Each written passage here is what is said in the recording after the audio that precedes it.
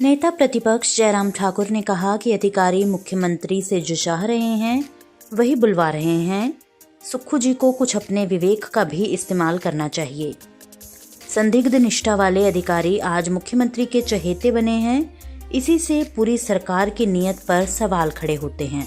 सारी सीमाएं टूट गई हैं इस सरकार में। शर्म नाम की जो हो रहा है बहुत दुर्भाग्यपूर्ण हो रहा है। ये अधिकारी अपनी सीमा में, मैं आज साफ कह रहा हूं, ये बेड़ा गर्क करेगा प्रदेश का। ये इस तरह से 400 करोड़ रुपए का घोटाला कर दिया, 400 रुपए के खा लिए, ये कर लिया, वो कर लिया। अरे आप कहां जांच करिए, आप जिस हॉस्पिटल के खिलाफ आप जांच करना चाहते हैं करिए। अध्यक्ष महोदय, मुझे लगता है कि माननीय मुख्यमंत्री जी, इतनी हास्यास्पद स्थिति आपको अपनी बनानी नहीं चाहिए। जो फैक्ट्स नहीं है वो फैक्ट्स नहीं है। कभी सच्चाई को स्वीकार करने की हिम्मत रखो। आप बोलते हैं कि मैं फैसला करता हूं, हिम्मत के साथ करता हूं, तो थोड़ी हिम्मत और करिए। आप रेलवे की बात कर रहे हैं।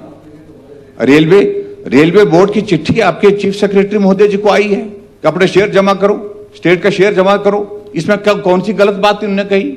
पैसा आपने वापिस ले लिया, क्या वजह थी पैसा वापिस लेने की? इस बात को लेकर के स्पष्ट आप कर नहीं पाते हैं।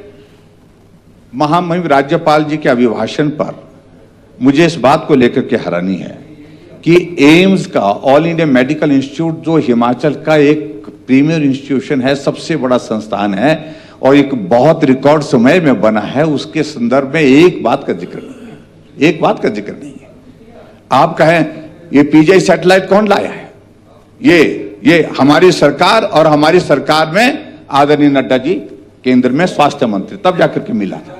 ऐसा क्लियरेंसेस का प्रोसेस चलता रहता है। वैसा आपको मानना पड़ेगा। जो भी आप रुकिए ना, जब आप बोले तब नहीं बोला था। ऐसे कितने मामले थे जो क्लियरेंसेस के लिए वीरभद्र सिंह जी, धूमल जी के समय से पेंडिंग थे और उसका हम श्रेय लेते रहे, हमने क्लियरेंस दी। ठीक है, एक प्रोसेस के तहत आप सरकार में आ गए, प्रोसेस के तहत आपके पास फाइल आएगी भी, क्लियरेंसेस होनी है, कुछ एक क्लियरेंसेस हुई है, कुछ होनी है। लेकिन इस तरह से गलत तथ्य मत पेश करिए, इससे जगनसाई हो रही है। और जो आप बोल रहे हैं स्वास्थ्य के क्षेत्र में, मैं कह सकता हूं हिमकेयर जैसी योजना बंद करने का आपको आभास नहीं है, क्योंकि आपको इलाज करने के लिए उसकी जरूरत नहीं है। गरीब आदमी को पूछिए जरा। और दूसरी बात में अध्यक्ष महोदय ये भी मैं कहना चाहता हूं, आज हिमाचल प्रदेश में यह स्थिति है कि जिसका मैंने जिक्र भी किया था कि लोगों की मृत्यु हो रही है, मौत हो रही है दवाई ना मिलने की वजह से। आप स्वास्थ्य संस्थानों के बारे में आप चर्चा मत करिए, मेहरबानी करके मत करिए, नहीं तो हमारा मुंह खुलेगा तो बहुत बातें निकलेंगी इसमें। चलिए प्लीज। और आप गवर्नर एड्रेस में इस बात का जिक्र कर रहे हैं कि हमने आदर्श स्वास्थ्य संस्थान हिमाचल प्रदेश में सभी विधानसभा क्षेत्र में खोल दिए। मेरे विधानसभा क्षेत्र में बताइए कौन सा स्वास्थ्य केंद्र है, संस्थान है? कौन सा आपने एमआरआई लगाया आपने? तो इसलिए मैं समय की इस सारी बात को, लेकिन मेहरबानी के साथ में अध्यक्ष महोदय, मैं आपसे निवेदन करना चाहूंगा कि मुख्यमंत्री जी, आप ऐसा मत किया करो जिससे जगहंसाई हो जाए।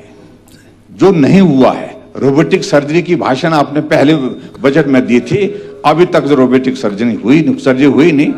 पैट स्कैन हमने हिमाचल प्रदेश की विधानसभा में पहले भी कहा कि हमने फाउंडेशन स्टोन किया था और उसके लिए पैसे का प्रावधान किया था। आप 2 साल लगने के बावजूद, सत्ता में होने के बावजूद अब तक लगा नहीं पाए। नियमन स्तर पर चले गई आपके स्वास्थ्य की सुविधा। तो इसलिए मेहरबानी करके मत बोलिए, मत बोलिए। वीडियो से जुड़े रहने के लिए धन्यवाद। हमारे चैनल को सब्सक्राइब कीजिए अभी।